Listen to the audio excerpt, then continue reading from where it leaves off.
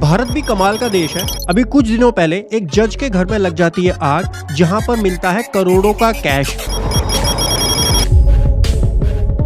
ये video internet पे viral है और उसके बाद कार्रवाई क्या होती है, उस पर एक जगह से दूसरी जगह पर उन जज को ट्रांसफर कर दिया जाता है। लेकिन आपके और मेरे जैसे एक नॉर्मल टैक्स पेयर के ऊपर कोई मेहरबानी नहीं होती है, और अगर आप कोई छोटी सी ट्रांजैक्शन भी कर लेते हो तो वो सीधा इनकम टैक्स डिपार्टमेंट को रिपोर्ट कर दी जाती है और इनकम टैक्स डिपार्टमेंट खर्चा पानी लेकर के आपके ऊपर नोटिस की बौछार कर देता है। तो हमारे पास बचता है केवल एक ही ऑप्शन, हम इन्फॉर्म्ड रहें, अवेयर रहें और इन ट्रांजेक्शन की जानकारी हमको होनी चाहिए। आज के सेशन में मैं आपको 45 ऐसी ट्रांजैक्शंस बताने वाला हूं जिस पर इनकम टैक्स डिपार्टमेंट और सरकार की नजर रहती है। एंड वीडियो लास्ट तक देखना, आखिरी की ट्रांजैक्शन सुन करके तो आपके भी होश उड़ जाएंगे। चलिए सबसे पहले डिस्कस करते हैं इनकम से जुड़ी हुई ट्रांजैक्शन। अगर आप कहीं पे जॉब करते हैं, आपको सैलरी मिलती है, तो आपका एम्प्लॉयर आपका टीडीएस डिडक्ट करता है और जो आपको टीडीएस जो है वो रिपोर्ट किया जाता है इनकम टैक्स डिपार्टमेंट को।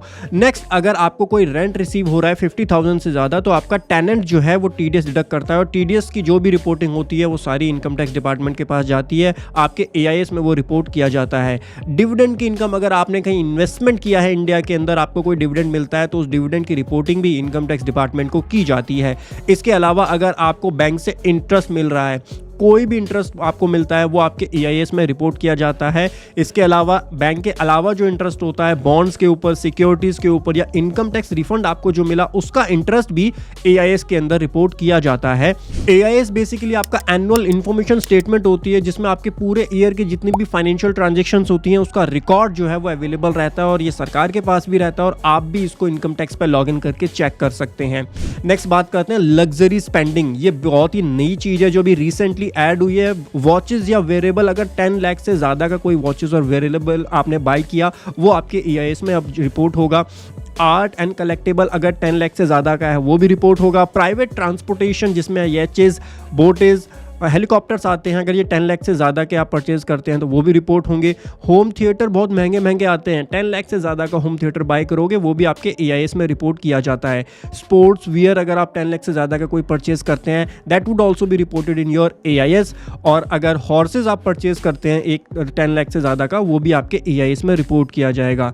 नेक्स्ट डिस्कस करते हैं प्रॉपर्टी से जुड़ी हुई कुछ ऐसी ट्रांजेक्शन्स हैं जो इनकम टैक्स डिपार्टमेंट के दायरे में रहती हैं और वहाँ पर आपकी रिपोर्टिंग की जाती है। सेल परचेज ऑफ प्रॉपर्टी, अगर 30 लाख से ज़्यादा की प्रॉपर्टी आप सेल करते हैं, परचेज करते हैं, दोनों ही केस में आपकी रिपोर्टिंग की जाती है और जो रजिस्ट्रार होता है, रजिस्ट्रार ऑफ प्रॉपर्टी, वो यहाँ पर रिपोर्ट करता है इनकम टैक्स डिपार्टमेंट को। एंड उसके बाद में अगर आपको किसी बिल्डिंग के ऊपर रेंटल मिल रहा है और वो रेंटल 50,000 पर मंथ से ज़्यादा का रेंटल है, तो आपका टीडीएस काटा जाता है और वो आपका रिपोर्ट एआईएस के अंदर किया जाता है।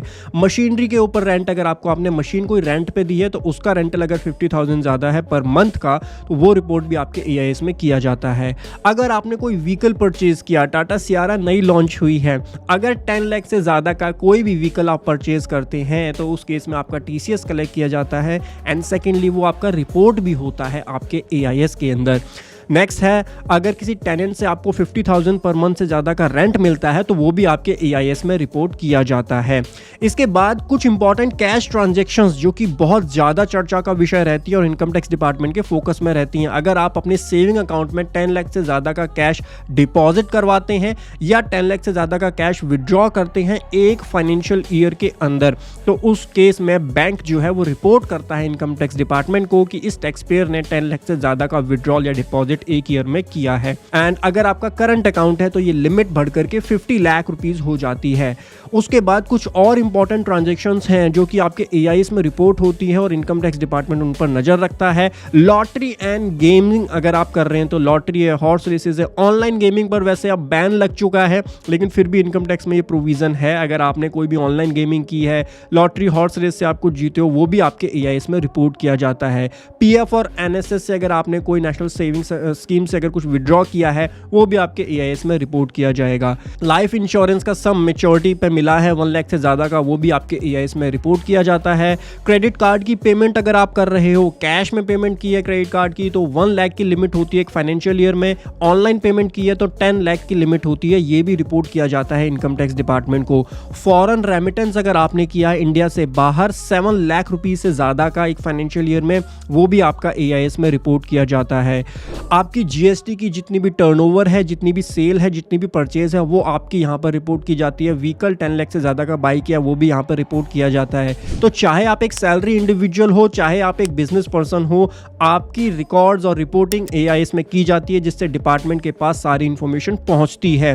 लास्टली यहाँ पे आपको मैंने 45 टोटल ट्रांजेक्शन्स दी हुई हैं, जिसमें आपकी शेयर मार्केट से लेकर के rent receive, salary, dividend, interest, watches, luxury expenses आ गए, फिर पीएफ विड्रॉल है, फॉरेन बॉन्ड्स है, कमीशन है, property sale, vehicle sale, crypto, online gaming, purchase of FD. इस पूरे का आप स्क्रीनशॉट लेकर के जरूर रखिएगा। और अगर आप ये ट्रांजैक्शंस कर रहे हैं तो ये लिमिट जो दी हुई है इसके अंदर ही कीजिए, जिससे आपके एआईएस में वो रिपोर्ट ना हो।